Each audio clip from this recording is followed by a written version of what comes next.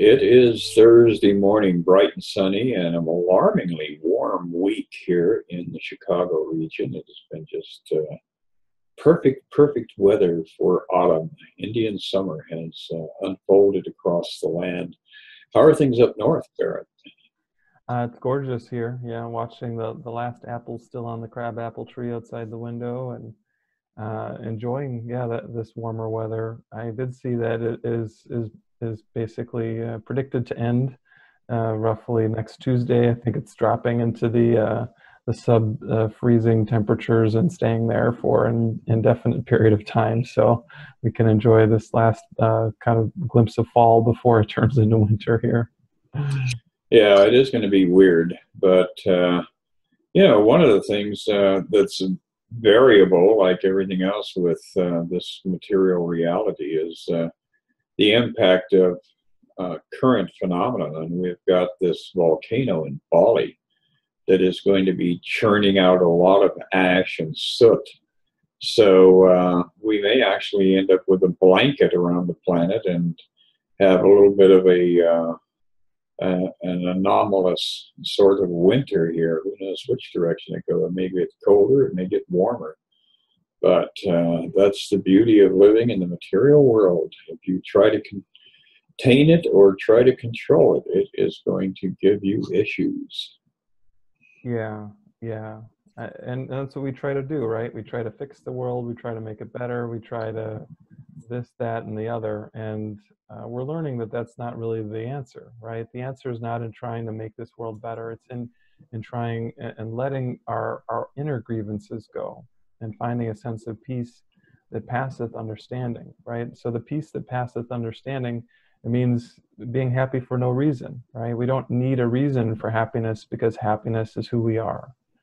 So even while the volcanoes are blowing, and even while the political volcanoes are blowing in the US or elsewhere in the world, or the personal ones in your own life, we can find this sense of centeredness in spite of the storm. And I think that's really the goal that we're all aiming for here as we work with the Course. Yeah, absolutely. And one of the things that I find very engaging with the Course is it amps up our capacity to really realize more depth and value in just the minute to minute, hour to hour experience of life.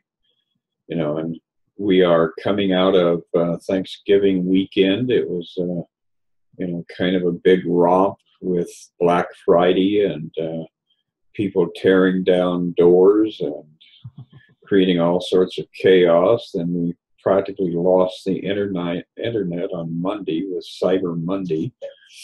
And I don't know if you noticed it, but I was very aware of how slow the internet was running, and I think it was because it was being overtaxed. But nonetheless, in my little universe, in this dwelling here in the southern part of the Chicago area, we had quite a few people over for Thanksgiving, and listening to all of the stories, having that union of minds and hearts and souls. I really felt like after Thanksgiving was over, it had broadened my capacity to appreciate my life and the lives of those around me. So do you have any Thanksgiving insights to share from your adventures up north? Well, for me, the Thanksgiving holiday was really an opportunity to connect and to be with people that I don't see a whole lot of as the year goes on, and to just kind of go deeper. And I had the fortune of having a number of those kinds of conversations with people. And I think that for me is really what I'm thankful for, this thankfulness for the ability to be with others, to be with loved ones, and to know that there is like a deeper purpose. Obviously, having the great food and having all the kind of things that go on, sitting and watching football or whatever, the outer forms of Thanksgiving are, they're part of the thing. But on a deeper level, the purpose is in coming together, and that coming together is an outer reflection of the inner joining that we do on the level of mind. And ultimately, that joining on the level of mind is always between us and God, right? It's a joining with our wholeness and remembering that we are still in that state of oneness, no matter what appears on the screen of our lives. But that's really what I took away from this past weekend, and I'm still really kind of enjoying it. And as I said to you, I still have the leftover poultry in the fridge, so I'm enjoying it in a lot of different ways. Yeah, that's a glorious thing to be able to come out of the adventure and still have an easy lunch, or slab up some turkey and put it on some rye with a little mayo, and you've got lunch taken care of. Things like that are wonderful. Normally, I do elaborate stuff, with like turkey tetrazzini and that sort of thing with the leftovers. This year, I just did a basic turkey with dumplings a couple of days after the holiday, and that was pretty popular. That went over pretty well. So easy and fast and clean makeup. But getting into that whole idea of appreciation, gratitude, and giving thanks. Lesson 123, I like the number 123. I think is, one of the more salient and appropriate lessons for this time of year, because it has a blanket effect. It says, I thank my Father for his gifts to me. Today, let us be thankful. We have come to gentler pathways and to smoother roads. There is no thought of turning back and no implacable resistance to the truth. A bit of wavering remains, some small objections and a little hesitance, but you can well be grateful for your gains, which are far greater than you realize. And I remember reading this probably 15 years ago when I did the lessons with the course, and it still is very relevant, because we do have our wavering. We do have those moments when we lose the vision, lose that alignment with our truth. And holidays are a good opportunity to get us back into the groove and to remind us that everything, life itself, is a gift from God. So we have so much to be thankful for. And, that becomes the foundation that we get ourselves back on course with. Yeah, that remembering to be gratitude, to be grateful, to be gratitude too. No, the remembering to be grateful as we go through our lives is really profound, because how often are we feeling sorry for ourselves, or how often are we feeling bad about something that happened, or ruminating on what could have been? Those kinds of thoughts have a tendency to sort of reinforce guilt and blame. They reinforce a feeling that something's wrong or off. And when we're able to switch into a mindset of gratitude, it actually reinforces our right mind. It reinforces our ability to choose love, to see that there is a blessing in everything if we're willing to look for it. It can be hard to see in situations like a volcano exploding. Like, what's the gift here, right? But if we're willing, we can always find some sort of silver lining in every cloud. And ultimately, one of the common silver linings that every cloud has is that all of the clouds can be used to help us wake up. They can all be used to help us wake up to the truth within, to let go of the fear within our hearts, to reveal to us the dark corners of our mind that we still haven't fully let go of yet, or fully washed away. So all of these things really add up, and they become cumulative. So as this paragraph says, we don't need to feel bad if we have a bit of wavering, if we step back and forth and we step into trust and faithfulness, and then we step back into fear for a while. That's okay. But as he says also, we can be grateful for our gains, and that they're actually far greater than we realize. We're not really giving ourselves credit for all that we have done, for the big leaps forward that we have taken. We often forget where we've come from, and we just think, oh, well, I've got this issue still ahead of me. Well, if we look at like how far we've traversed, we've crossed the United States from the East Coast, and we're all the way. We've even crossed the Rockies, and we think, oh man, look at how far away the ocean still is. Well, look at all you've done so far. that's actually a really helpful thing to do, and it helps you to know you can make it through the rest of it too. Well, and I think gratitude is one of those components of getting beyond this constant struggle with the idea of duality. The more we are grateful for our unified experience in the divine, the less we are contaminated with that good-bad mentality. As you're walking down the street, this is good and that is bad. And you have to, when you start off on the journey, you keep imagining, oh, I want to see a world that's all good and doesn't have any bad. Well, the only way that's going to happen is if you have a complete bolt of lightning strike you dead kind of experience with enlightenment, where you completely surrender your entire persona, where you're that little, shriveling, sniveling ego is completely released. But for those of us who are taking it more on a day-by-day detachment process, every time that we make a declaration, this is good or this is bad, we're dwelling in our ego. And the appreciation factor helps us climb back up to a place where we're more serene, and we can look at everything that appears to be happening around us without buying into the illusion.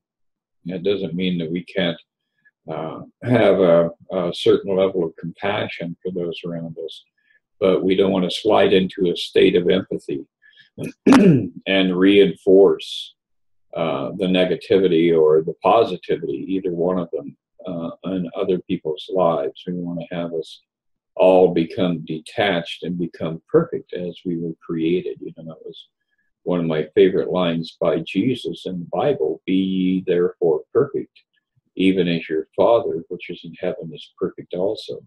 So we're being told we have to get rid of the ego in order to access our perfection. And we can be grateful for every step of the way where we feel a little bit lighter each day. Yeah, it does all add up. And it fits actually really nicely with this next paragraph in the lesson. It says, a day devoted now to gratitude will add the benefit of some insight into the real extent of all the gains which you have made, the gifts you have received. Be glad today, in loving thankfulness. Your Father has not left you to yourself, nor let you wander in the dark alone. Be grateful He has saved you from the self you thought you made to take the place of Him and His creation. Give Him thanks today. So it's so simple, right? And it's so beautiful too that we can really be grateful to realize this mess we think we've gotten ourselves into hasn't really happened. It's sort of like, oh boy, there you go, and gone and done that thing again. But Jesus is saying to us, nothing really happened. And for that, you can be thankful. For that, you can see that you have no cause for fear, not in truth. And that is a really big relief. And it's a big release from that concept of the ego self. But it takes some time and some practice for us to actually be able to experience that in more and more parts of our life. But that's what we're doing. We just keep expanding that sort of circle of the area that we are able to be right-minded in. And as we do that, our experience of life does start to change. Very true. Kind of leapfrogging from where we were there with the lesson. If we advance to chapter 15, we have a kind of an interesting thought that comes up as a secondary stage of where we're heading from the celebration of Thanksgiving as a national holiday. Now we're officially launched into the season of Christmas. And in chapter 15, we're told, in the season which celebrates the birth of holiness into this world, Join with me who decided for holiness for you. It is our task together to restore the awareness of magnitude to the host whom God appointed for himself. And of course, that host is you and me and Jesus, and it is the world. We are the world. We are the host. We are the sacred dwelling place of God. We are the altar of God. So as we're spinning out of Thanksgiving and all of its delightful little cultural anomalies and the different things that we hold as tradition, we start to spin off in that direction of looking at the days and looking at the nights and looking at the process of our lives, and the days are growing shorter and shorter and shorter this time of year, and then all of a sudden we hit that peak moment, and the light suddenly starts to gain in its glory. So as we're celebrating Thanksgiving and then Christmas, and of course for some people Hanukkah, for other people Diwali. I mean, there's hundreds of traditions where they celebrate the return of the light, and that is something that we really can be grateful for, because it is something that pulls us out of the darkness of ourself and allows us to give birth to a different way of seeing life, a different way of experiencing life, and more importantly, a different way of sharing life, so that we acknowledge everybody is, in fact, an altar of God, and we can see that within them. Yeah, yeah. Shifting into that perspective is the whole work. And as I'm watching you, it seems like you're shifting into the light in front of my very eyes here. So you're dissolving into the oneness, which is pretty cool. Yeah, I have the sun on my shoulder. I can't remember what that is a line from. It's either a song or a line from a movie or something, but that's the way I want to go through life, with the sun on my shoulder, just every once in a while blinding me and everybody around me. But the whole process of gratitude, the whole process of awakening, when we're in the midst of it, it's like we're in the mud hole, and we're sloughing around trying to gain footage and climb out. And one of the secrets I've discovered is that, again, going back to the idea of gratitude, if you can just bring yourself to stillness and start reciting the things to yourself that you are grateful for, just stop the resistance, stop trying to make a change, stop trying to do something different. The real secret of how to master the journey is that you stop being on the journey. You just come to a place of stillness and tick off on your list in your mind all the things that you are grateful for just in the last 24 hours, and then expand that back over the last 24 days, and then the last 24 months and years, and all of a sudden you are so overwhelmed by the gift of life itself. And that's the helium in your balloon that will bring you up multiple stages higher on your own evolutionary journey than doing your hard work, doing that thing of churning away and trying to trying to find clear water, but you keep stirring the pool up. You have to step back and stop stirring the pool and let it settle. And then all of a sudden you realize, oh my God, look at where I'm at and what I have to be grateful for. Yeah, I really love that metaphor. It reminds me of one of the first meditation books I read. It was about, if you think of your mind as like a glass of cloudy, lake water or pond water or something like that, that if you keep stirring it, right, like you said, you're never going to have the clarity. But if you just let that water sit for a half an hour, a day, longer and longer, eventually all the sediment settles to the bottom and the water is perfectly clear. And I think that's a really great idea to kind of have as we go forward. This idea that if we sit with what is within us, even the upsets, even the pains, even the challenges, that eventually all of that stuff will start to settle and the clarity in our life will come forward more and more.